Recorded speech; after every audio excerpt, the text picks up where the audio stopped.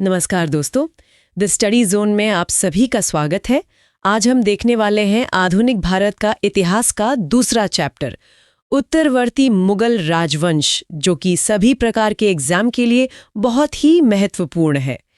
तो चलिए video start करते हैं।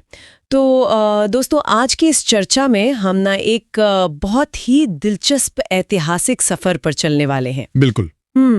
हम उस दौर की बात करेंगे जब मुगल सत्ता का वो जो सूरज था ना, वो ढलने लगा था। मतलब औरंगजेब की मृत्यु के बाद भारत का इतना शक्तिशाली साम्राज्य किस तरह ताश के पत्तों की तरह बिखरने लगा, ये समझना बहुत जरूरी है। एकदम सही कहा आपने।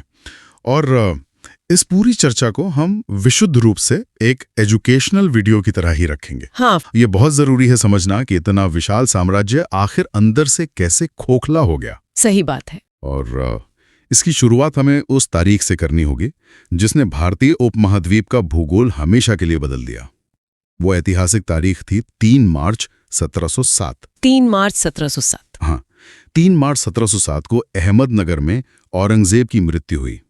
और अगर हम उस समय साम्राज्य के आकार की बात करें तो कुल 21 प्रांत थे मुगल साम्राज्य में। 21 प्रांत, मतलब जरा इस विशाल भौगोलिक स्थिति की कल्पना करके देखिए आप सभी। विशाल तो था ही, अगर इसका विभाजन देखें तो एक प्रांत काबुल में था, जो आज का अफगानिस्तान है। 14 प्रांत पूरे उत्तर भारत में फैले थे और 6 प्रांत दक्षिण भारत में स्थित थे। तो मतलब काबुल से लेकर दक्षिण तक सिर्फ एक सत्ता, और इतना बड़ा साम्राज्य जो बिना किसी आधुनिक संचार के चल रहा था, वो औरंगजेब की आंखें बंद होते ही रातों रात उत्तराधिकार के संकट में कैसे घिर गया? ये संकट इसलिए आया क्योंकि मुगलों में उत्तराधिकार का कोई भी स्पष्ट नियम था ही नहीं। मतलब ज्येष्ठ पुत्र को गद्दी मिलेगी, ऐसा कोई नियम वहां लागू नहीं होता था। या तख्ता वाली नीति। बिल्कुल, या तो ताज मिलेगा या जान जाएगी। तलवार की ताकत ही असली वारिस तय करती थी। अब देखो, औरंगजेब के कुल 5 पुत्र थे और इन 5 के नाम जानना बहुत जरूरी है तथ्यों के हिसाब से। जी। ये थे मोहम्मद सुल्तान, मोहम्मद मुअज्जम, मोहम्मद आजम, मोहम्मद अकबर और मोहम्मद कामबख्श। और इन्हीं 5 भाइयों के बीच साम्राज्य की सत्ता की चाबी के लिए खूनी संघर्ष शुरू हो गया। हाँ, और ये संघर्ष ऐसा था जिसने मुगल सेना को अंदर से ही तोड़ के रख दिया। तो यहीं से वो जंग शुरू होती है जिसे हम उत्तराधिकार के निर्णायक युद्ध कहते हैं। जब मैं ये तथ्य देख रही थी तो मुझे बहुत हैरानी हुई कि ये कोई छोटी झड़पें नहीं थी। बिल्कुल नहीं। इसमें जो सबसे पहला और अहम युद्ध हुआ वो था जाजऊ का युद्ध। यह युद्ध लड़ा गया 18 जून 1707 को। 18 जून 1707। हाँ, इस भयानक जंग में औरंगजेब के 2 पुत्र आमने सामने थे। एक तरफ बहादुर शाह, जिसे मुअज्जम भी कहते थे, और दूसरी तरफ मोहम्मद आजम। और परिणाम ये रहा कि बहादुर शाह ने आजम को पराजित कर दिया। पराजित ही नहीं किया, उसकी हत्या कर दी। और इस युद्ध की क्रूरता देखी कि इसमें आजम के 2 बेटे भी मारे गए। मतलब सत्ता की चाहत में अपनों का ही खून बहाया जा रहा था। और ये लड़ाई सिर्फ जाजाऊ तक सीमित नहीं रही ना। नहीं, इसके बाद एक और भीषण जंग लड़ी गई, बीजापुर का युद्ध। ये कब हुआ था? ये हुआ था 13 जून 1709 को, बहादुर शाह और उसके एक और भाई कामबख्श के बीच। इस संघर्ष में कामबख्श बुरी तरह घायल हुआ और अगले ही दिन मारा गया। और जाजाऊ के युद्ध की तरह यहाँ भी कामबख्श का पुत्र इस जंग में मारा गया। बिल्कुल। दोस्तों, इस खूनी संघर्ष के बाद जो सबसे महत्वपूर्ण तथ्य सामने आता है वो ये है कि अंततः 63 वर्ष की आयु में बहादुर शाह विजयी रहा। 63 वर्ष? जी, 63 वर्ष। जरा सोचिए, 63 साल का एक व्यक्ति जो अब एक टूटे हुए साम्राज्य का वारिस बना था। ऐसे साम्राज्य को तो युवा नेतृत्व चाहिए था। इसी उम्र का असर उसके शासनकाल पर साफ दिखता है। मई 1707 में लाहौर के उत्तर में शाहदौला के पुल पर मुअज्जम ने शाह आलम प्रथम की उपाधि ली और खुद को बहादुर शाह प्रथम घोषित किया। 1707 से 1712 तक इसका शासन रहा। हाँ, अब अगर हम बहादुर शाह प्रथम की नीतियों का विश्लेषण करें तो उसने औरंगजेब की कठोर नीतियों से हटकर एक अलग रास्ता अपनाया। उसने हिंदू राजाओं के प्रति एक सहिष्णुतापूर्ण दृष्टिकोण रखा। उसने शायद समझ लिया था कि सिर्फ दुश्मनी से काम नहीं चलेगा। बिल्कुल। उसने राजपूतों से दोस्ती की और बुंदेला सरदार छत्रसाल से भी मेल मिलाप किया, लेकिन मराठों के प्रति उसकी नीति बहुत अस्थिर थी। अस्थिर कैसे? मतलब क्या उसने मराठों को वो अधिकार दे दिए थे जो वो मांग रहे थे? आधे अधूरे अधिकार दिए। उसने मराठों को दक्कन में सरदेशमुखी वसूलने की इजाजत तो दे दी। सरदेशमुखी मतलब? राजस्व का 10% हिस्सा। हाँ, लेकिन चौथ वसूलने का अधिकार नहीं दिया। चौथ, जो कि 25% हिस्सा होता था। और सबसे बड़ी बात, उसने साहू को विधिवत मराठा राजा भी नहीं माना। तो मतलब वो उन्हें शांत भी रखना चाहता था, वह पूरी ताकत भी नहीं देना चाहता था। और सिखों के साथ भी शुरुआत में ऐसा ही रवैया था ना? जी, उसने सिखों के 10वें गुरु गोबिंद सिंह जी के साथ शांति संधि की और उन्हें एक बड़ा मनसब दिया। मनसब मतलब मुगल दरबार में एक ऊंचा पद या रैंक। लेकिन ये शांति गुरु गोबिंद सिंह जी के जीवन काल तक ही रही। उनकी मृत्यु के बाद तो पंजाब में भयंकर बगावत हो गई थी। बिल्कुल, बंदा बहादुर के नेतृत्व में सिखों ने बगावत कर दी और ये विद्रोह इतना उग्र था कि खुद बहादुर शाह को सैन्य अभियान का नेतृत्व करना पड़ा। और इसी अभियान में उसने लोहगढ़ के किले पर कब्जा किया।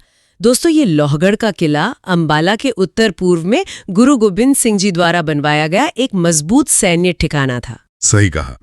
और इसी दौरान कूटनीतिक मोर्चे पर एक और रोचक तथ्य देखने को मिलता है। 1711 में जोशुआ केटेलार के नेतृत्व में एक डच प्रतिनिधि मंडल मुगल दरबार में आया था। और इसमें एक पुर्तगाली महिला की बहुत खास भूमिका थी। जूलियाना नाम था उनका, जिन्हें बीवी फिदवा की उपाधि भी मिली थी। बिल्कुल। लेकिन इन सब कूटनीतिक दिखावों के बीच साम्राज्य की अर्थव्यवस्था चरमरा रही थी। बहादुर शाह ने अमीरों को खुश रखने के लिए अंधाधुंध और अनुचित जागीरें बांटनी शुरू कर दी। जागीरें बांटने से तो राजकोष खाली ही होना था। हाँ, इसी बदहाली के बीच 1712 में उसकी मृत्यु हो गई। और पतन का स्तर देखिए कि उसकी मृत्यु के बाद ऐसा गृहयुद्ध छिड़ा कि उसके शव को 10 सप्ताह तक दफनाया ही नहीं जा सका। 10 सप्ताह? मतलब 2.5 महीने तक शव ऐसे ही पड़ा रहा, क्योंकि हर कोई गद्दी के लिए लड़ रहा था। बिल्कुल। अपनी इसी प्रशासनिक लापरवाही के कारण उसे इतिहास में शाह-ए-बेखबर कहा जाता है। सर सिडनी ओवन का एक बहुत ही सटीक कथन है इस बारे में। उन्होंने लिखा है, मुगल सम्राटों में बहादुर शाह अंतिम सम्राट था जिसके संबंध में कुछ अच्छे शब्द कहे जा सकते हैं। ये कथन पूरी तरह सत्य है, क्योंकि इसके बाद जो गद्दी पर बैठा उसने पतन को और तेज कर दिया। हम बात कर रहे हैं जहांदार शाह की। जहांदार शाह, जिसका शासन सिर्फ 1712 से 1713 तक रहा। दोस्तों, ये तैमूरी वंश का पहला ऐसा अयोग्य शासक था जिसे स्पष्ट रूप से लंपट मूर्ख कहा गया। और ये नाम बिल्कुल सटीक था, क्योंकि असली ताकत तो इसके हाथ में थी ही नहीं। प्रशासन की पूरी डोर वजीर जुल्फिकार खां और उसके पिता असद खां के हाथों में थी। असद खां उस समय वकील के पद पर थे, जो कि सम्राट के बाद सबसे बड़ा पद होता था। बिल्कुल। और ये दोनों ईरानी अमीरों के नेता थे। जुल्फिकार खां ने अपनी ताकत बढ़ाने के लिए तुष्टीकरण की नीतियां अपनाई। जैसे उसने राजपूत राजा जयसिंह को मिर्जा राजा की पदवी दी और मालवा की सूबेदारी दे दी। और अजीत सिंह को महाराजा की पदवी देकर गुजरात का गवर्नर बना दिया। इन दोनों को दरबार में 7,000 का बड़ा मनसब भी दिया गया। और सबसे बड़ा फैसला, जजिया कर की समाप्ति। जी, मराठों को भी खुश करने के लिए उसने चौथ और सरदेशमुखी की अनुमति दे दी। लेकिन यहाँ एक पेंच था। वो पेंच क्या था? शर्त ये थी कि ये कर मराठे सीधे नहीं वसूलेंगे, वसूली मुगल अधिकारी करेंगे और फिर वो पैसा मराठों को देंगे। बहुत ही चतुर कूटनीति थी ये तो। जाट और बुंदेलों से भी संधि कर ली गई। हाँ, चूड़ामन जाट और छत्रसाल बुंदेला से। लेकिन सिखों और बंदा बहादुर के प्रति उन्होंने दमन की नीति ही जारी रखी। प्रशासन के मोर्चे पर तो जहांदार शाह पूरी तरह विफल था। उसका लाल कुंवरी नाम की एक वैश्या से प्रेम था और उसके रिश्तेदारों को उसने बिना योग्यता के ऊंचे पद दे दिए। भाई भतीजावाद चरम पर था। जहांदार शाह ने अपने धाय भाई कोकलताश को भी महत्वपूर्ण पद दे दिया था और जुल्फिकार खां ने भी अपने दायित्व सुबक चंद्र नामक व्यक्ति को सौंप दिए थे। लेकिन इस काल की सबसे विनाशकारी नीति तो कुछ और ही थी। दोस्तों, किसानों पर जो प्रहार हुआ वो सबसे अहम तथ्य है। बिल्कुल। इस समय इजारा व्यवस्था को बहुत बढ़ावा मिला। इजारा व्यवस्था मतलब भू राजस्व या लगान की नीलामी करना। हाँ, सरकार ने बिचौलिए खड़े कर दिए। जो ठेकेदार सबसे ज्यादा पैसा देने का वादा करता उसे कर वसूलने का अधिकार मिल जाता था। और वो ठेकेदार फिर किसानों से मनमाना पैसा वसूलता। इससे किसानों का भयानक उत्पीड़न शुरू हो गया। और इसी अराजक माहौल के बीच इतिहास में प्रवेश होता है किंग मेकर का, राजा बनाने वाले सैयद बंधो, अब्दुल्ला खां और हुसैन अली खां। बिल्कुल। जहांदार शाह के कुशासन से तंग आकर उसके भतीजे फर्रुखसियर ने गद्दी का दावा किया और 1713 में सैयद बंधुओं की मदद से युद्ध जीत लिया। लेकिन फर्रुखसियर को इसकी भारी कीमत चुकानी पड़ी। सत्ता पूरी तरह से इन सैयद बंधुओं के हाथ में चली गई। पदों का बंटवारा ही कुछ इस तरह हुआ।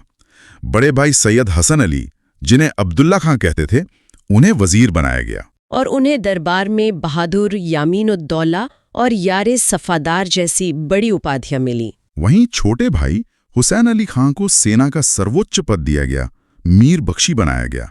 उसे अमीरुल उमरा, बहादुर फिरोज जंग और उमादुल मुल्क की उपाधियां दी गईं। तो मुकुट फर्रुखसियर के पास था, लेकिन डोर सैयद बंधुओं के हाथ में। तो अब मुगल सम्राट फर्रुखसियर की बात करते हैं। हाँ, जब हम 1713 से 1719 ईस्वी तक के फारुखसियर के शासनकाल का विश्लेषण करते हैं, तो सबसे पहली चीज जो भरकर सामने आती है वो है दरबार के भीतर का अविश्वास। मतलब सत्ता हासिल करते ही फारुखसियर ने जुल्फिकार खान जैसे बेहद शक्तिशाली व्यक्ति की विश्वासघात के जरिए हत्या करवा दी। बिल्कुल, और केवल हत्या ही नहीं की गई, बल्कि उसकी सारी संपत्ति और जागीर को जब्त करके राजकोष में डाल दिया गया। देखिए, ये कदम किसी मजबूत शासक की निशानी नहीं था। एकदम सही कहा। ये उस असुरक्षा की भावना को दर्शाता है जहां एक सम्राट अपने ही दरबारियों के साये से खौफ खा रहा था, आतंक के जरिए अपनी सत्ता को सुरक्षित करने का प्रयास कर रहा था। और इस खौफ का असर केवल दरबार के अंदरूनी कत्लेआम तक ही सीमित नहीं रहा। फारुखसियर ने अपने विरोधियों को शांत करने के लिए और क्षेत्रीय ताकतों को अपने पाले में करने के लिए कूटनीतिक उपाधियां और वैवाहिक संबंधों का भी जमकर सहारा लिया। हाँ, जैसे अगर हम एक तथ्य देखें तो उसने आमेर के राजा जयसिंह को खुश करने के लिए उन्हें सवाई की बेहद प्रतिष्ठित उपाधि प्रदान की। बिल्कुल, सवाई जयसिंह, और इसके समानांतर मारवाड़ यानी जोधपुर के राजा अजीत सिंह के साथ भी एक समझौता किया गया, जिसके तहत राजा अजीत सिंह की पुत्री का विवाह फारुखसियर के साथ कर दिया गया। ये सारे तथ्य इस बात की ओर इशारा करते हैं कि मुगल तख्त अब अपनी सैन्य ताकत से ज्यादा कूटनीतिक समझौतों पर निर्भर होने लगा था। और इस निर्भरता की सबसे बड़ी वजह ये थी कि असली सत्ता का केंद्र मुगल सम्राट के हाथों से खिसक चुका था। इतिहास में इस कालखंड के सबसे चर्चित और ताकतवर चेहरे फारुखसियर नहीं, बल्कि सैयद बंधु थे। सैयद बंधु, जिन्हें मुगल दरबार में किंग मेकर यानी राजा बनाने वालों का दर्जा दिया गया था ना? हाँ, एकदम। सैयद बंधुओं की राजनीतिक दृष्टि बहुत स्पष्ट थी। वे समझ चुके थे कि अगर इस बिखरते हुए साम्राज्य को कृत्रिम रूप से भी जोड़े रखना है तो पुरानी कट्टरपंथी नीतियों को तुरंत त्यागना होगा। इसी रणनीति के तहत फारुखसियर को गद्दी पर बैठाते ही उन्होंने धार्मिक सहिष्णुता की नीति अपनाई। मतलब उन्होंने मुगल राज्य की तरफ से गैर मुस्लिमों पर लगने वाले जजिया कर को पूरी तरह से समाप्त कर दिया। ये एक बहुत बड़ा राजनीतिक दाव था। बिल्कुल, और बात सिर्फ जजिया तक ही नहीं रुकी। कई महत्वपूर्ण धार्मिक स्थलों से तीर्थ यात्रा कर भी हटा दिए गए। इस नीति का सीधा उद्देश्य राजपूतों, मराठों और अन्य गैर मुस्लिम क्षेत्रीय शक्तियों का समर्थन हासिल करना था। इसी नीति को और विस्तार देते हुए उन्होंने शक्तिशाली जाट सरदार चूड़ामन के साथ भी मित्रता स्थापित की। ये साफ दिख रहा था कि मुगल दरबार अब आदेश देने की स्थिति में नहीं था, वो अब गठबंधन तलाश रहा था। और कूटनीतिक मोर्चे पर किए जा रहे इन समझौतों के समानांतर एक ऐसी आर्थिक भूल की गई जिसका खामियाजा आने वाली कई पीढ़ियों को भुगतना पड़ा। 1717 ईस्वी में फारुखसियर के दरबार से एक शाही फरमान जारी हुआ जिसने भारत में यूरोपीय व्यापारिक शक्तियों के लिए नियम ही बदल दिए। हाँ, जब हम इस 1717 के फरमान का अध्ययन करते हैं तो एक विशेष शब्द बार बार सामने आता है, दस्तक यानी दस्तक। अगर हम इसे आसान भाषा में समझें तो यह दस्तक एक प्रकार का कर मुक्त व्यापार करने का परमिट हुआ करता था। इस शाही फरमान के जरिए ब्रिटिश कंपनी को पूरे बंगाल क्षेत्र में बिना कोई सीमा शुल्क चुकाए व्यापार करने की खुली छूट मिल गई। यहाँ सबसे रोचक बात यह है कि ये दस्तक जारी करने का आधिकारिक अधिकार मुगल अधिकारियों के पास नहीं रखा गया, बल्कि कलकत्ता की अंग्रेज फैक्ट्री के प्रेसिडेंट को ये शक्ति दे दी गई। इस एक फैसले ने मुगल संप्रभुता को पूरी तरह से खोखला कर दिया। बिल्कुल, कोई भी संप्रभु राष्ट्र अपने कर वसूलने का अधिकार किसी विदेशी कंपनी को नहीं सौंपता। इसीलिए इतिहास में 1717 के इस शाही फरमान को ब्रिटिश ईस्ट इंडिया कंपनी का मैग्ना कार्टा या महाअधिकार पत्र कहा जाता है। इस मैग्ना कार्टा ने कंपनी को इतना आर्थिक बल दिया कि स्थानीय व्यापारी प्रतियोगिता से पूरी तरह बाहर हो गए। और जो पैसा मुगल राजकोष में आना चाहिए था वो ब्रिटिश कंपनी की झोली में जाने लगा। खैर, अर्थव्यवस्था को खोखला करने वाले इन फैसलों के बीच इस शासनकाल में दो बहुत ही गंभीर आंतरिक चुनौतियां और विद्रोह भी देखने को मिले। हाँ, पहला बड़ा घटनाक्रम 1716 ईस्वी का है। महान सिख नेता बंदा बहादुर को बंदी बनाकर दिल्ली लाया गया और उन्हें अत्यंत क्रूरता के साथ फांसी दे दी गई। ये सिखों और मुगलों के बीच चल रहे लंबे संघर्ष का एक बहुत ही निर्णायक मोड़ था। सही कहा। और इसी के साथ मुगल राजघराने के भीतर से भी बगावत भड़क उठी। अकबर द्वितीय के पुत्र निकुंशियर ने इस अस्थिरता को भांपते हुए सीधे आगरा के दुर्ग पर अधिकार कर लिया और स्वयं को सम्राट घोषित कर दिया। आगरा का दुर्ग मुगल सत्ता का एक बहुत ही पारंपरिक केंद्र था। निकुंशियर का उस पर कब्जा करना इस बात का प्रमाण था कि शाही परिवार के भीतर से भी सत्ता का खौफ खत्म हो गया था। हालांकि ये विद्रोह बहुत लंबी अवधि तक नहीं चल पाया। हाँ, क्योंकि बाद में एक क्षय रोग, जिसे आज हम टीबी कहते हैं, उसके कारण निकुंशियर की मृत्यु हो गई। लेकिन इस घटना ने दरबार के अंदरूनी खोखलेपन को पूरी तरह उजागर कर दिया था। एक तरफ विद्रोह हो रहे थे और दूसरी तरफ फारुखशियर और सैयद बंधुओं के बीच अविश्वास चरम पर था। बिल्कुल, फारुखशियर लगातार सैयद बंधुओं की हत्या के षड्यंत्र रच रहा था और सैयद बंधु इस बात को भली भांति समझ चुके थे। इसी टकराव का परिणाम 1719 ईस्वी की एक बेहद नाटकीय घटना के रूप में सामने आया, जहां सैयद हुसैन अली ने मुगल इतिहास की परंपराओं को तोड़ते हुए मराठा पेशवा बालाजी विश्वनाथ के साथ दिल्ली की संधि कर ली।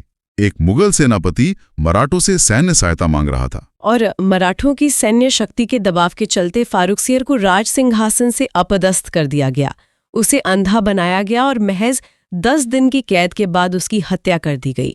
अगर हम इसे बड़े परिप्रेक्ष्य में देखें तो ये केवल एक सम्राट की हत्या नहीं थी, बल्कि मुगल इतिहास का ये पहला ऐसा उदाहरण था जब किसी अमीर या दरबारी की इतनी हिम्मत हुई कि उसने किसी मुगल बादशाह की हत्या करवा दी हो। एक ऐसा तख्त जिसके सामने बड़े बड़े सूबेदारों के पसीने छूट जाते थे, अब उसी के वारिस को महल के भीतर मार डाला गया।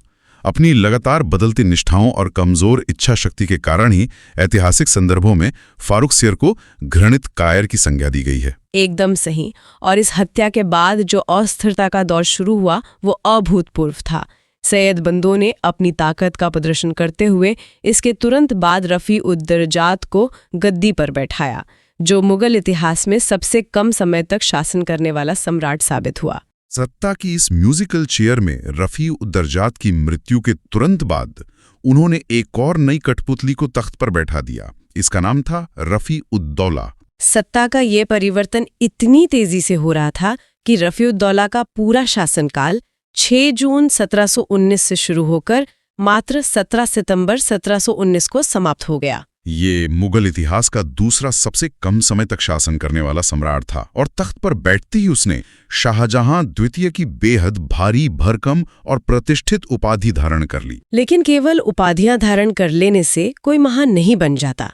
शासन चलाने के लिए जो मानसिक दृढ़ता चाहिए उसका रफी-उद-दौला में पूरी तरह अभाव था। इसका सबसे बड़ा कारण ये था कि वो अफीम का बहुत बड़ा आदी था। नशे में धुत रहने वाले सम्राट को साम्राज्य की सीमाओं पर हो रहे विद्रोहों से कोई सरोकार ही नहीं था। और इसी छोटे से शासनकाल के दौरान एक ऐसी सामाजिक घटना घटी जो उस युग के बदलते समीकरणों को गहराई से दर्शाती है। अभी हमने चर्चा की थी कि मारवाड़ के राजा अजीत सिंह ने अपनी पुत्री का विवाह फारुखशियर से किया था। हाँ, और फारुखशियर की विश्वंस हत्या के बाद राजा अजीत सिंह ने जो कदम उठाया उसकी तो मुगल साम्राज्य के चरम काल में कल्पना भी नहीं की जा सकती थी।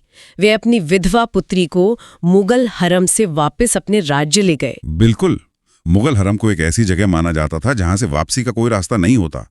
राजा अजीत सिंह का अपनी पुत्री को वापस ले जाना और उस राजपूत राजकुमारी का पुनः हिंदू धर्म स्वीकार कर लेना मुगल सत्ता की गिरती हुई प्रतिष्ठा का सबसे जीवंत प्रमाण था। ये स्पष्ट संदेश था कि क्षेत्रीय शक्तियां अब मुगलों के दबदबे को नहीं मानती थीं। और इस बीच तख्त पर बैठे उस अफीम के आदि सम्राट रफी-उद-दौला की पेचिश यानी डिसेंट्री नामक बीमारी से मृत्यु हो गई। तो 1719 ईस्वी का एक ही वर्ष फारूक सियर की हत्या रफ़ी उद्दरजात और रफ़ी उद्दौला के गद्दी पर बैठने और मृत्यु का गवाह बन चुका था। इन कठपुतली शासकों के बाद मुगल इतिहास एक ऐसे लंबे दौर में प्रवेश करता है जिसने साम्राज्य के भौगोलिक विखंडन पर मुहर लगा दी। आप मोहम्मद शाह की बात कर रहे हैं, जिसका मूल नाम रोशन अख्तर था। वो बहादुर शाह के सबसे छोटे बेटे जहान शाह का पुत्र था। बिल्कुल। और उसका शासनकाल 1719 से लेकर 1748 ईस्वी तक चला। और यहाँ सबसे दिलचस्प बात यह है कि इतने लंबे समय तक सत्ता में रहने के बावजूद इस सम्राट की दिलचस्पी साम्राज्य बचाने में बिल्कुल नहीं थी। जब साम्राज्य पर बाहरी और भीतरी हमले हो रहे थे, इसका अधिकांश समय पशु युद्ध देखने, मदिरा के सेवन और सुंदरियों के बीच व्यतीत होता था। इसी घोर उदासीनता और जीवन शैली के कारण ही उसे इतिहास में रंगीला की उपाधि से जाना जाता है। मोहम्मद शाह रंगीला। एक शासक के इस रंगीला स्वभाव की कीमत साम्राज्य के भूगोल को चुकानी पड़ी। हालांकि ये तथ्य भी है कि इसी मोहम्मद शाह के शासनकाल में उन ताकतवर सैयद बंधुओं का अंत हो गया जिन्होंने इतने सालों से साम्राज्य को अपनी उंगलियों पर नचाया था। हाँ, लेकिन किंग मेकर्स के खत्म होने का मतलब ये बिल्कुल नहीं था कि सत्ता वापस सम्राट के हाथों में मजबूत हो गई। केंद्र की उदासीनता को देखते हुए सूबेदारों ने अपनी स्वतंत्र सत्ता स्थापित करनी शुरू कर दी। इन स्वतंत्र होने लाए राज्यों की सूची मुगल साम्राज्य के सिकुड़ते हुए आकार को बहुत स्पष्ट रूप से दर्शाती है। दक्षिण में निजामुल मुल्क ने केंद्र की कमजोरी का फायदा उठाते हुए हैदराबाद के एक स्वतंत्र राज्य की नींव डाल दी। और वहीं दूसरी ओर उत्तर भारत के सबसे उपजाऊ क्षेत्रों में से एक अवध पर सादत खान ने अपना स्वतंत्र नियंत्रण स्थापित कर लिया। ये विखंडन पूर्व की दिशा में भी हुआ। मुगल साम्राज्य का सबसे आर्थिक रूप से संपन्न प्रांत बंगाल था। अलीवर्दी खान ने बंगाल को मुगल नियंत्रण से पूरी तरह मुक्त कर लिया। बिल्कुल। और बंगाल के साथ साथ बिहार और उड़ीसा के विशाल क्षेत्र भी एक झटके में मुगल साम्राज्य के नक्शे से बाहर हो गए। वो साम्राज्य जो कभी पूरे भारतीय उपमहाद्वीप पर राज करता था, अब टुकड़ों में बंट रहा था। और मुगल सैन्य व्यवस्था कितनी खोखली हो चुकी थी, इसका सबसे भयानक पर्दाफाश मार्च 1737 में हुआ। मराठा पेशवा बाजीराव प्रथम के नेतृत्व में केवल 500 घुड़सवारों की एक टुकड़ी मुगल राजधानी दिल्ली के भीतर तक प्रवेश कर गई। सोचिए, एक ऐसा साम्राज्य जिसके पास लाखों की फौज हुआ करती थी, उसकी राजधानी में मात्र 500 मराठे घुस आते हैं और किसी भी मुगल अधिकारी की इतनी हिम्मत नहीं हुई कि वे उनका रास्ता रोक सकें। दिल्ली की सड़कों पर 500 घुड़सवारों का बेखौफ घूमना मुगल सत्ता के लिए एक गहरा मनोवैज्ञानिक आघात था। इसने भारत की सीमाओं के बाहर भी ये संदेश भेज दिया कि दिल्ली का तख्त अब पूरी तरह से पंगु हो चुका है। और इसी कमजोरी की गूंज फारस यानी आज के ईरान तक पहुंची। फारस के एक बेहद क्रूर और रणनीतिक रूप से कुशल शासक नादिर शाह ने इस अवसर को भांप लिया। अपनी लगातार सैन्य सफलताओं के कारण नादिर शाह को ईरान का नेपोलियन भी कहा जाता है। 1739 ईस्वी में नादिर शाह ने मोहम्मद शाह रंगीला के इसी कालखंड में भारत पर एक भीषण आक्रमण किया। ये मुगल इतिहास के सबसे काले अध्यायों में से एक है। नादिर शाह की सेना ने दिल्ली शहर के भीतर जो कत्लेआम मचाया और जिस बड़े पैमाने पर लूटपाट की, उसने मुगल साम्राज्य के बचे खुचे ढांचे को पूरी तरह से ध्वस्त कर दिया। दिल्ली की सड़कें खून से लाल हो गई और मुगल सम्राट महज एक बेबस दर्शक बनकर रह गया। नादिर शाह का यह आक्रमण मुगलों की सदियों पुरानी संचित संपत्ति की लूट का एक ऐसा अभियान था जिसने साम्राज्य की कमर तोड़ दी। वापस लौटते समय नादिर शाह अपने साथ बेशुमार दौलत, विश्व प्रसिद्ध कोहिनूर हीरा और मुगलों के ऐश्वर्य का सबसे बड़ा प्रतीक तख्ते ताऊस यानी मयूर सिंहासन भी ले गया। शाहजहां द्वारा बनवाया गया वो मयूर सिंहासन हमेशा के लिए मुगलों के हाथ से निकल गया। इसीलिए ये एक बहुत ही महत्वपूर्ण ऐतिहासिक तथ्य है कि मोहम्मद शाह रंगीला इतिहास में तख्ते ताऊस पर बैठने वाला अंतिम मुगल शासक बन गया। तो अब मोहम्मद शाह की उत्तराधिकारी अहमद शाह की बात करते हैं। हाँ, ये दौर दरअसल एक बहुत बड़े पतन की शुरुआत है। बिल्कुल। मोहम्मद शाह के बाद उसका इकलौता बेटा अहमद शाह गद्दी पर बैठता है। इसका समय था 1748 से 1754 ईस्वी तक। हाँ, और इसके शासनकाल का जो सबसे चौंकाने वाला तथ्य सामने आता है वो ये है कि शाही खजाना इस कदर खाली हो चुका था कि शाही सेना को उनकी तनख्वाह देने के लिए महल का सामान तक बेचना पड़ा। ये वाकई एक भयानक स्थिति है। मतलब जरा इस बात पे गौर कीजिए, वो मुगल दरबार जिसकी शानो शौकत के किस्से पूरी दुनिया में मशहूर थे, वहां बर्तन और कीमती सामान इसलिए बेचे जा रहे हैं ताकि सैनिकों को शांत रखा जा सके। क्योंकि अगर हम इसे शासन के नजरिए से समझे तो सेना किसी भी सत्ता की रीढ़ होती है। सैनिक कोई समाज सेवा नहीं कर रहे होते हैं, वे पैसे के लिए लड़ते हैं। हाँ, तनख्वाह चाहिए उन्हें। और जब उसी सेना को महीनों तक वेतन नहीं मिलता तो उनकी वफादारी खत्म हो जाती है। और ठीक यही हुआ। वेतन ना मिलने की वजह से सेना ने कई जगह सीधे तौर पर विद्रोह कर दिया। और ये तो सिर्फ अंदर की बात थी। बिल्कुल। अब सोचिए, एक तरफ तो आपकी अपनी ही सेना आपके खिलाफ खड़ी है और दूसरी तरफ सीमाओं पर खतरा मंडरा रहा है। इसी अहमद शाह के समय में 1748 में ही अहमद शाह अब्दाली ने भारत पर आक्रमण कर दिया। मतलब एक शासक के लिए इससे बुरा सपना क्या हो सकता है? अंदर पैसा नहीं है, अपनी ही सेना बागी हो चुकी है और बाहर से एक बेहद खूंखार आक्रमणकारी आपके दरवाजे पे खड़ा है। सही कहा। ये एक ऐसा परफेक्ट स्टॉर्म था जिससे निकलना किसी बहुत ही योग्य शासक के बस की ही बात थी। लेकिन अहमद शाह ऐसा शासक नहीं था। और जब नेतृत्व कमजोर होता है तो सत्ता की बागडोर दरबार के दूसरे लोगों के हाथों में चली जाती है। और मुगल दरबार की राजनीति तो इस वक्त किसी थ्रिलर फिल्म से कम नहीं थी। बिल्कुल। सत्ता की असली लगाम अहमद शाह के हाथों में थी ही नहीं। राजकाज तो राजमाता ऊधम बाई चला रही थी। उन्हें दरबार में किबलाए आलम जैसी भारी भरकम उपाधि मिली हुई थी। हाँ, राजमाता का दबदबा था। और उनके साथ साथ एक और इंसान था जिसका दरबार में सबसे ज्यादा खौफ था। वो था अहमद शाह का बहुत ही करीबी हिजरा जावेद खां। जावेद खां तो दरबारी राजनीति का सबसे बड़ा खिलाड़ी बन चुका था। उसे बाकायदा नवाब की उपाधि तक दे दी गई थी। देखिए, जब ऐसी स्थिति आती है कि एक हिजड़े या हरम के लोगों के हाथों में साम्राज्य के फैसले लिए जाने लगें, तो इसका सीधा मतलब है कि प्रशासनिक ढांचा पूरी तरह से सड़ चुका है। और ऐसी गुटबाजी का नतीजा हमेशा खराब ही होता है। हमेशा खून खराबे में ही निकलता है। और हुआ भी यही। सफदरजंग, जो उस समय के एक और बहुत ही ताकतवर नेता थे, उन्होंने इस गुटबाजी से तंग आकर उस ताकतवर जावेद खां की हत्या करवा दी। जावेद खां की हत्या के बाद तो जैसे दरबार में भूचाल ही आ गया। समीकरण बिल्कुल बदल गए। इसके बाद अहमद शाह ने इमादुल मुल्क को नया वजीर बना दिया। लेकिन यहाँ तो दांव उल्टा ही पड़ गया। हाँ, इमादुल मुल्क कोई मामूली इंसान नहीं था। वो बहुत ही महत्वाकांक्षी था। उसने वजीर बनते ही अपनी ताकत इतनी बढ़ा ली कि जिस अहमद शाह ने उसे वजीर बनाया था, उसी को उसने गद्दी से उतार फेंका। बाप रे। और बात सिर्फ गद्दी से हटाने तक सीमित नहीं रही। इमादुल मुल्क ने अहमद शाह को अंधा करवा दिया और फिर उसे जेल की कोठरी में डाल दिया। अंधा करवा दिया? हाँ, मुगल इतिहास में ये एक अलिखित नियम था कि कोई भी अंधा व्यक्ति बादशाह नहीं बन सकता। इसलिए उसे अंधा करना सिर्फ एक क्रूर सजा नहीं थी, बल्कि ये सुनिश्चित करना था कि वो दोबारा कभी सत्ता का दावा ना कर सके। ये सच में बहुत क्रूर है।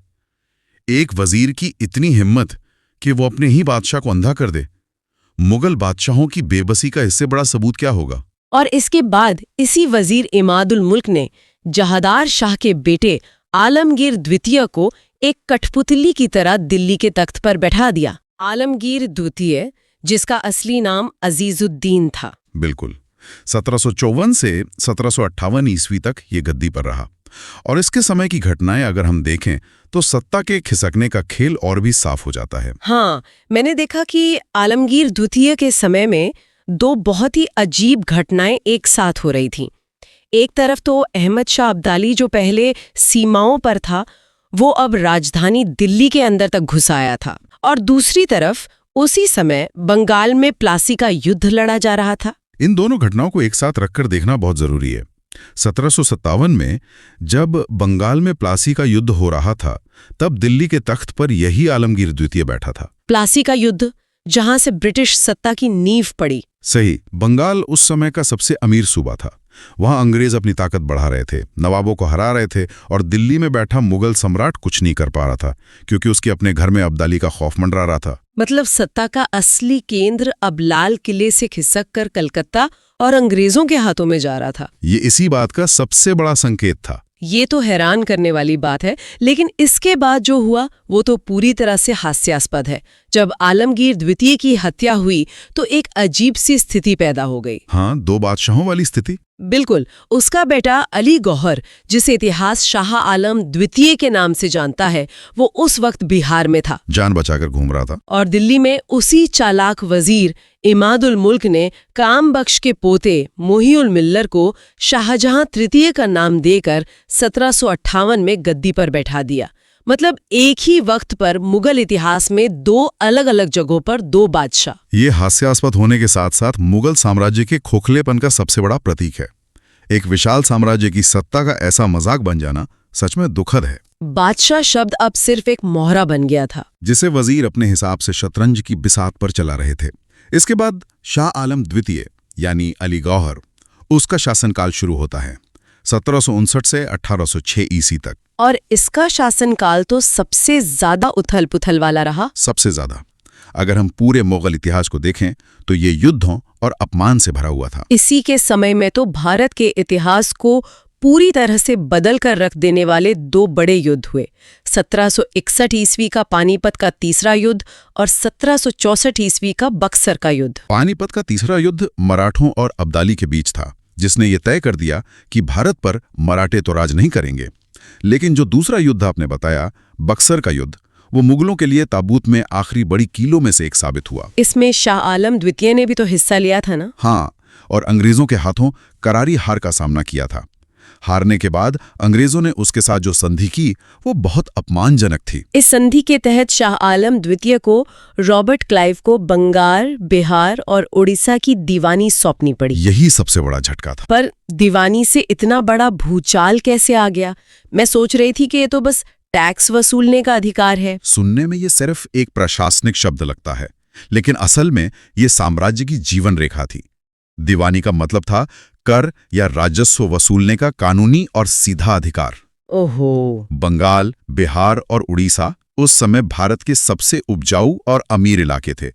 मुगल खजाने का एक बहुत बड़ा हिस्सा यहीं से आता था। और ये सीधे अंग्रेजों के पास चला गया। बिल्कुल। इसका मतलब था कि मुगलों के पास आने वाला पैसे का सबसे बड़ा नल हमेशा के लिए बंद हो गया। अंग्रेजों ने सत्ता का कोई काम नहीं लिया, प्रशासन नवाबों पर छोड़ दिया, लेकिन सारा पैसा अपनी जेब में डाल लिया। मतलब पैसा अंग्रेजों के पास और जिम्मेदारी मुगलों और नवाबों के पास। बिना पैसे के कोई साम्राज्य कैसे चलेगा? ये मुगलों के लिए एक तरह से आर्थिक मृत्युदंड था। पूरी तरह से बर्बादी। और इसकी वजह से शाह आलम द्वितीय की हालत बहुत खराब हो गई। 1765 से लेके 1772 ईस्वी तक ये बादशाह अंग्रेजों के ही संरक्षण में इलाहाबाद में एक पेंशनर की तरह रहा। पेंशनर की तरह, जो कभी शहंशाह कहलाता था। वो अपनी ही राजधानी से दूर अंग्रेजों के टुकड़ों पर पल रहा था। और उसकी मुसीबतें यहीं खत्म नहीं हुई। 1772 में मराठा सरदार महादजी सिंधिया ने एक चाल चली और शाह आलम द्वितीय को वापस दिल्ली लाकर गद्दी पर बिठा दिया। लेकिन शाह आलम की किस्मत में आराम नहीं था। बिल्कुल नहीं। 1788 ईस्वी में गुलाम कादिर नाम के एक रुहेला सरदार ने दिल्ली पर कब्जा कर लिया और इस मुगल सम्राट की दोनों आंखें निकाल ली, उसे अंधा कर दिया। एक और मुगल बादशाह को अंधा कर दिया गया। ये तो जैसे साम्राज्य का कोई श्राप बन गया था। एक के बाद एक अपमान।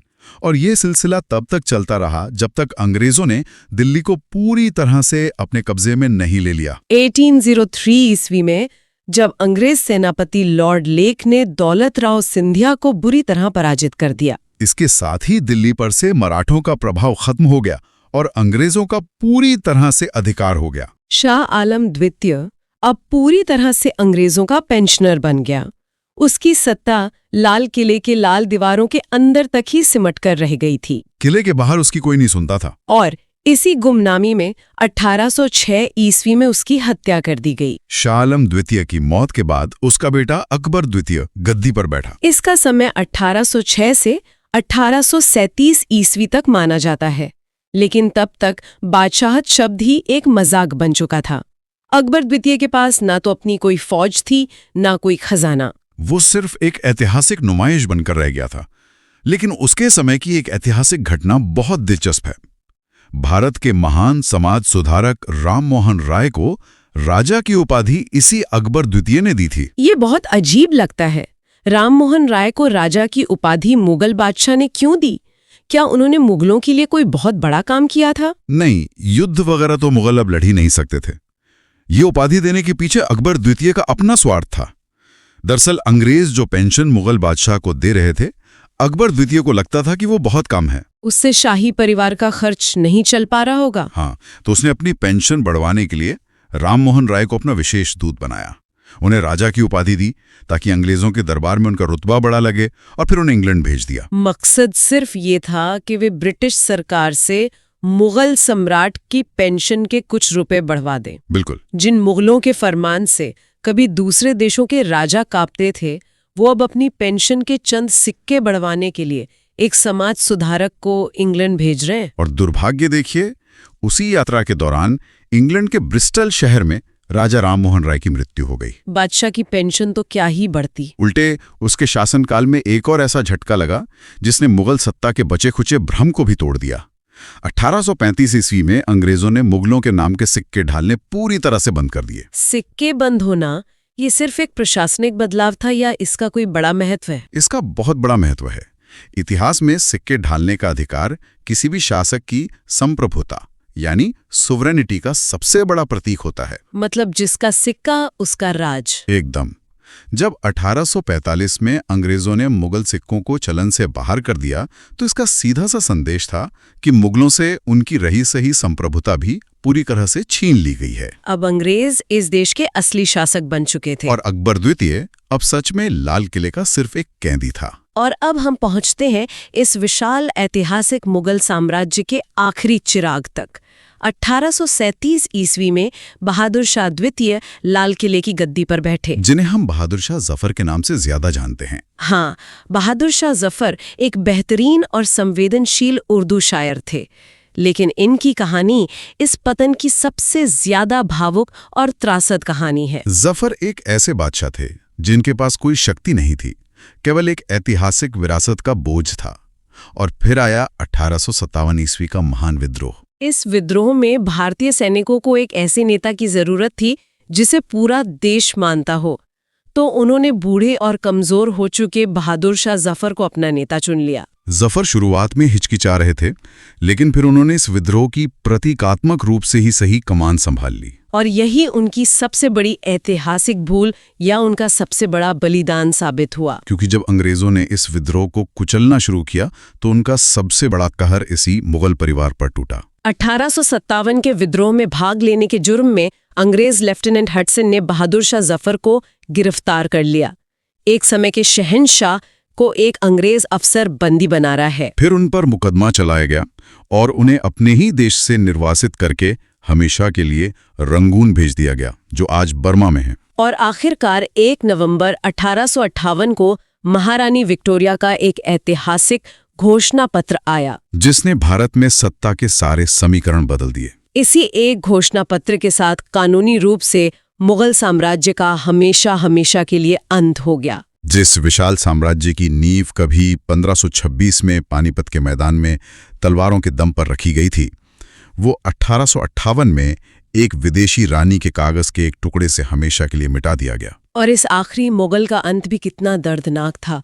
1862 ईस्वी में रंगून के उसी निर्वासन में बहादुर शाह जफर की मृत्यु हो गई। उनकी कब्र आज भी वहीं है। तो अब विदेशी आक्रमण देखते हैं। बिल्कुल, ये एक बहुत ही महत्वपूर्ण विषय है। हाँ, और इसकी पृष्ठभूमि को समझना सबसे ज्यादा जरूरी है। उस समय भारत की जो अपार धन संपदा थी, जो सोने की चिड़िया वाले बात थी, हाँ, उसकी कहानियां पूरे विश्व में गूंजती थी। और यही अकूत संपत्ति विदेशियों के लिए सबसे बड़ा आकर्षण थी। लेकिन कोई भी मजबूत किला बाहर से नहीं, भीतर से खोला जाता है। मतलब घर का भेदी लंका ढाए। एकदम सटीक बात। मुगल दरबार के भीतर चल रही भयानक गुटबाजी, निजी स्वार्थ और दरबारियों की आपसी ईर्ष्या, इसी ने इन आक्रमणकारियों के लिए रास्ता साफ किया था। जब सत्ता का केंद्र कमजोर होता है, तो बाहरी शक्तियां हावी होने लगती हैं। 18वीं शताब्दी के पूर्वार्ध में भारत की ठीक यही स्थिति थी। तो चलिए इस तबाही के पहले बड़े अध्याय यानी नादिर शाह के आक्रमण से शुरुआत करते हैं। नादिर शाह, जिसे इतिहास में ईरान का नेपोलियन भी कहा जाता है। हाँ, और वो मूल रूप से फारस का शासक था। तहमास्प शाह की मृत्यु के बाद 1726 माफ कीजिएगा 1736 ईस्वी में वो फारस के सिंहासन पर बैठा था। बिल्कुल 1736 में। और उसका मुख्य उद्देश्य भारत में कोई नया राजवंश स्थापित करना नहीं था। उसका लक्ष्य सिर्फ और सिर्फ भारत की उस अपार संपत्ति को लूटना था। और सबसे चौंकाने वाला तथ्य ये है कि 1739 ईस्वी में उसे भारत पर आक्रमण करने के लिए बाकायदा निमंत्रण मिला था। ये राजनीतिक पतन की पराकाष्ठा थी। ये तो ऐसा है जैसे कोई खुद लुटेरों को अपने घर का पता दे दे। अगर हम नादिर शाह के आक्रमण की समय सीमा देखें तो उसकी गति हैरान करने वाली थी। वो बहुत तेजी से आगे बढ़ रहा था। हाँ, 11 जून 1738 को उसकी सेना ने गजनी नगर में प्रवेश किया। 11 जून 1738। बिल्कुल। और इसके कुछ ही दिनों बाद 29 जून 1738 को काबुल पर भी उसका अधिकार हो गया। यहाँ एक बहुत ही महत्वपूर्ण घटना घटती है जो मुगल सैन्य व्यवस्था के खोखलेपन को नंगा कर देती है। काबुल के मुगल शासक नासिर खां वाली घटना। हाँ, नासिर खां। जब नादिर शाह की सेना वहां पहुंची तो नासिर खां ने युद्ध करना तो दूर, मामूली प्रतिरोध तक नहीं किया। उसने बिना लड़े ही हथियार डाल दिए, अधीनता स्वीकार कर ली और क्षमा मांगी। ये तो सीधे सीधे देश की सीमा के दरवाजे खोल देने जैसी बात हो गई। और इसके बदले में नादिर शाह ने कूटनीति का परिचय देते हुए उसी नासिर खां को वापस काबुल और पेशावर की गवर्नरी सौंप दी। इसके बाद तो रास्ता एकदम साफ था। फरवरी 1739 में नादिर शाह ने सीधे पंजाब पर आक्रमण कर दिया। और इसी आक्रमण के परिणाम स्वरूप भारतीय इतिहास का वो प्रसिद्ध युद्ध हुआ जिसे करनाल का युद्ध कहते हैं। 24 फरवरी 1739। हाँ, 24 फरवरी 1739। करनाल के युद्ध के तथ्य बहुत कुछ स्पष्ट कर देते हैं। नादिर शाह के इस आक्रमण से तत्कालीन मुगल सम्राट मोहम्मद शाह बुरी तरह डर गया था। डरना तो स्वाभाविक था। बिल्कुल। आक्रमणकारियों को रोकने के लिए मोहम्मद शाह स्वयं 80,000 सैनिकों की एक विशाल सेना लेकर मैदान में उतरा। 80,000, जो उस समय के हिसाब से बहुत बड़ी संख्या थी। और इस सेना में दरबार के सबसे प्रमुख चेहरे मौजूद थे, निजामुल मुल्क, कमरुद्दीन और खाने दौरा। कागजों पर यह अजय सेना लग रही थी, लेकिन इन सेनापतियों के बीच कोई तालमेल नहीं था। सब एक दूसरे को नीचा दिखाने में लगे हुए थे। और यहीं पर वो आंतरिक राजनीति और धोखा सामने आता है जिसने पूरी बाजी पलट दी। हुआ क्या कि युद्ध के मैदान में खाने दौरा की मृत्यु हो गई, जो कि मीर बख्शी था। हाँ, इसके बाद निजामुल मुल्क ने मध्यस्थता की, जिससे मोहम्मद शाह और नादिर शाह के बीच समझौता हो गया। अब चूंकि खाने दौरा मारा जा चुका था तो मीर बख्शी का पद खाली हो गया। मीर बख्शी यानी मुख्य सेनापति, जो सबसे ताकतवर पद था। मोहम्मद शाह ने यह प्रतिष्ठित पद निजामुल मुल्क को सौंप दिया। और यहीं से दिल्ली की तबाही की असली कहानी शुरू होती है। दरबार का एक और महत्वाकांक्षी व्यक्ति था सादत खां। सादत खां किसी भी कीमत पर यह पद चाहता था। जब उसे ये नहीं मिला तो ईर्ष्या में उसने छुपकर नादिर शाह से भेंट की। उसने नादिर शाह को भड़काया कि इस छोटे मोटे समझौते से वापस मत लौटो। अगर तुम दिल्ली पर आक्रमण करो तो 20 लाख नहीं 20 करोड़ रुपए मिलेंगे। 20 करोड़ रुपए उस जमाने में।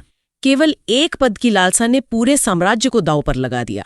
इस धोखे का परिणाम ये हुआ कि 20 मार्च दिल्ली पर नादिर शाह का पूर्ण अधिकार हो गया। 20 मार्च 1739। हाँ, दिल्ली के प्रमुख मस्जिदों में नादिर शाह के नाम का खुतबा पढ़ा गया। उसके नाम के सिक्के जारी हुए। कुछ समय के लिए मुगल राज्य पूरी तरह समाप्त हो गया था और फारसी राज्य शुरू हो गया था। लेकिन दिल्ली के लोगों की असली परीक्षा अभी बाकी थी। 22 मार्च 1739 को नगर में अफवाह फैल गई कि नादिर शाह की मृत्यु हो गई है। और इस अफवाह के फैलते ही दिल्ली में विद्रोह भड़क उठा। स्थानीय भीड़ ने लगभग 700 फारसी सैनिकों को मार दिया। 700 सैनिक? जब नादिर शाह को इसका पता चला तो उसने दिल्ली में भयानक नरसंहार का आदेश दे दिया। इतिहास के पन्नों में ये बहुत ही काला दिन है। लगभग 30,000 लोग मारे गए इस कत्लेआम में। अंततः मोहम्मद शाह ने स्वयं जाकर गिड़गिड़ाकर प्रार्थना की, तब जाकर यह नरसंहार रुका। कत्लेआम तो रुक गया, लेकिन लूट अनवरत जारी रही। नादिर शाह पूरे 57 दिन दिल्ली में रुका। 57 दिन तक लूटपाट चलती रही। अमीरों के घर खुदवाए गए। जब वो भारत से वापस लौटा तो अपने साथ 30 करोड़ रुपए नकद ले गया। और इसके साथ ही शाहजहां का बनवाया हुआ विश्व प्रसिद्ध तख्ते ताऊस यानी मयूर सिंहासन और कोहिनूर हीरा भी ले गया। एक और बहुत ही महत्वपूर्ण सांस्कृतिक धरोहर उसने लूटी, मोहम्मद शाह द्वारा तैयार करवाई गई हिंदू संगीत की प्रसिद्ध चित्रित फारसी पांडुलिपि। ये सिर्फ खजाने की नहीं, साम्राज्य के सम्मान की भी डकैती थी। बिल्कुल। और वापस जाते समय नादिर शाह ने कुछ राजनीतिक समझौते भी थोपे। उसने कश्मीर और सिंध नदी के पश्चिमी प्रदेश हमेशा के लिए छीन लिए। और मोहम्मद शाह को अपनी पुत्री का विवाह नादिर शाह के पुत्र नासिरुल्लाह मिर्जा से करना पड़ा। हालांकि जाते समय नादिर शाह ने मोहम्मद शाह को फिर से सम्राट घोषित कर दिया और उसे खुतबा पढ़ने और सिक्के चलाने का अधिकार लौटा दिया। ये कोई दया भाव नहीं था, बल्कि कूटनीति थी। नादिर शाह जानता था कि ईरान से दिल्ली पर नियंत्रण रखना संभव नहीं है, तो उसने खजाना लूट लिया, रणनीतिक क्षेत्र अपने पास रख लिए और मोहम्मद शाह को एक शक्तिहीन सिंहासन पर बैठा दिया। इस कमजोरी ने एक और खतरनाक आक्रमणकारी के लिए भारत के दरवाजे खोल दिए, अहमद शाह अब्दाली। 1747 में जब नादिर शाह की हत्या हुई तो अहमद शाह अब्दाली कंधार का स्वतंत्र शासक बन गया। उसने काबुल जीता और आधुनिक अफगान राज्य की नींव रखी। वो खुद को नादिर शाह का वैध उत्तराधिकारी मानता था और इसी दावे के आधार पर उसने पश्चिमी पंजाब पर अधिकार जताना शुरू कर दिया। उसका मुख्य लक्ष्य भी भारत का धन लूटना ही था। अब्दाली के शुरुआती आक्रमणों पर नजर डालें तो 1748 में उसने पंजाब पर पहला आक्रमण किया, जो असफल रहा। लेकिन वो हार मानने वाला नहीं था। 1749 में उसने दूसरा आक्रमण किया। इस बार उसने पंजाब के गवर्नर मुइन उल मुल्क को हरा दिया। इससे दिल्ली दरबार में इतना खौफ फैल गया कि सम्राट अहमद शाह ने सिंध और पंजाब का प्रदेश अब्दाली को दे दिया। ये मुगल सत्ता का पतन का एक और बड़ा प्रमाण था। इसके बाद दिल्ली और आसपास के क्षेत्रों में अब्दाली का सीधा हस्तक्षेप शुरू हो गया। नवंबर 1753 में जब मुइन उल मुल्क की मृत्यु हुई तो दिल्ली के वजीर इमाद उल मुल्क ने अदीना बेग खां को पंजाब का नया सूबेदार बना दिया। और अहमद शाह अब्दाली को ये बिल्कुल बर्दाश्त नहीं हुआ। जनवरी 1757 में अब्दाली की सेना दिल्ली पहुंच गई। इस बार उसने सिर्फ दिल्ली नहीं, मथुरा और आगरा तक भयंकर लूटमार की। और 1757 में वापस जाने से पहले उसने बहुत सी नियुक्तियां की। आलमगीर द्वितीय को सम्राट बनाया, इमाद उल मुल्क को वजीर के पद पर रखा। लेकिन साम्राज्य की असली ताकत रुहेला सरदार नजीब उद दौला को दे दी। उसे मीर बख्शी बनाया और अपना मुख्य दूत नियुक्त किया। लेकिन इसी बीच भारतीय राजनीति में मराठों का प्रवेश हो चुका था। मार्च 1758 में मराठा सरदार रघुनाथ राव दिल्ली पहुंचा। उसने आते ही सबसे पहले अब्दाली के दूत नजीब उद दौला को निकाला। फिर मराठा सेना ने पंजाब तक मार्च किया और अदीना बेग खां को पंजाब का गवर्नर बना दिया। मराठों का ये कदम सीधे तौर पर अब्दाली को चुनौती था, जिसका बदला लेने के लिए अब्दाली वापस आया। और इसी वर्चस्व की लड़ाई के कारण 14 जनवरी 1761 को पानीपत का तृतीय युद्ध हुआ। 14 जनवरी 1761 पानीपत का तृतीय युद्ध। इसमें मराठों की पूर्णतः पराजय हुई। इस युद्ध ने भारत की राजनीतिक स्थिति पूरी तरह बदल दी। 20 मार्च 1761 को दिल्ली छोड़ने से पहले अब्दाली ने शाह आलम द्वितीय को सम्राट, नजीबुद्दौला को मीर बख्शी और इमादुल मुल्क को वजीर नियुक्त किया। इसके बाद अब्दाली के 2 और आक्रमण हुए। छठा आक्रमण मार्च 1763 में, जिसका उद्देश्य पंजाब में ताकतवर हो रहे सिखों को सजा देना था। लेकिन अफगानिस्तान में आंतरिक अव्यवस्था के कारण उसे लौटना पड़ा। और 7वां तथा अंतिम आक्रमण मार्च 1767 में हुआ। यह भी विफल रहा क्योंकि वो सिखों को पूरी तरह पराजित नहीं कर सका। इन दोनों विदेशी आक्रमणकारियों की कहानी से एक बड़ा निष्कर्ष निकलता है। कोई भी इतना विशाल साम्राज्य केवल बाहरी चोट से नहीं टूटता। बिल्कुल, जब अंदरूनी ढांचा जर्जर हो जाता है तभी बाहरी प्रहार घातक होते हैं। मुगल साम्राज्य के पतन के कई अन्य अत्यंत महत्वपूर्ण कारण भी थे। अगर हम इन प्रमुख कारणों को सूचीबद्ध करें तो सबसे पहला था अयोग्य उत्तराधिकारी। औरंगजेब के बाद के शासक विलासी और कमजोर थे। दूसरा कारण दक्कन सैन्य अभियानों में अधिक धन व्यय। औरंगजेब ने खजाना खाली कर दिया था। तीसरा, औरंगजेब की धार्मिक असहिष्णुता की नीति, जिसने राजपूतों, सिखों और मराठों को साम्राज्य के खिलाफ कर दिया। चौथा बहुत महत्वपूर्ण कारण था जागीरदारी व्यवस्था का संकट, जिसे बेजागीरी की समस्या भी कहते हैं, जहां देने के लिए जमीन ही नहीं बची थी। एकदम सही। पांचवा कारण था स्थिर केंद्रीय प्रशासन का अभाव। और छठा कारण, जो हमने सादत खां के उदाहरण में देखा, दरबार में विरोधी गुटों का उदय। ईरानी, तुरानी और हिंदुस्तानी गुट आपस में लड़ रहे थे। सातवां कारण था सैनिक दुर्बलताएं, आधुनिक हथियारों और अनुशासन की कमी। और आठवां तथा अंतिम कारण बने ये विदेशी आक्रमण, नादिर शाह और अहमद शाह अब्दाली जिन्होंने इस जर्जर इमारत को आखिरी धक्का दे दिया। सत्ता का हस्तांतरण कभी अचानक नहीं होता, ये प्रशासनिक और राजनीतिक विफलताओं का परिणाम होता है। तो आज हमने देखा आधुनिक भारत का इतिहास का दूसरा चैप्टर, उत्तरवर्ती मुगल राजवंश। उम्मीद है ये वीडियो आपको पसंद आया होगा, तो वीडियो को लाइक एंड शेयर करें। इस सीरीज के अगले वीडियो को देखने के लिए हमारे चैनल द स्टडी जोन को सब्सक्राइब जरूर करें। आज के लिए इतना ही, बहुत जल्द मिलते हैं अगले वीडियो के साथ। नमस्कार।